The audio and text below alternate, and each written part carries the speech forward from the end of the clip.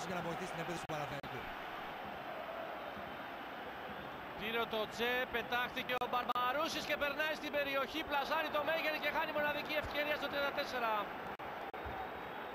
Ζέκα, Φέισα, Γκρέκο, ελευθερώνει το Αμπτούν, Σεϊταρίδης.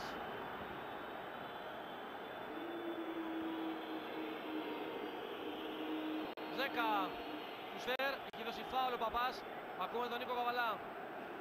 Λίγο πριν την ευκαιρία του Παναθηναϊκού, ο Μίτσελ έδωσε το στον Ιμπαγάσα να ξεκινήσει η προθέρμανση. Δεν συνηθίζει ο Ισπανός τεχνικός να σηκώνει ποδοσφαιριστή του για ζέσταμα στα μέσα του πρώτου ημιχρόνου. Αυτό ίσως είναι ένα δείγμα για το τι προτίθεται να κάνει. Επιρώτσα πρώτος στη μεταφάμπρη εποχή. Λάθος του Μανολά. Ο Ζέκα πέρασε, πλάσαρε, δοκάρι.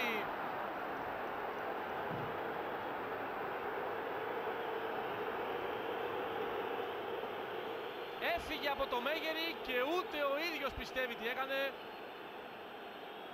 Το βλέμμα του όλα τα λεφτά, πέρασε από το Μέγερη και στην επιστροφή του Μανολά για να καλύψει ο Ζέκα στέλνει την μπάλα στο δοκάρι.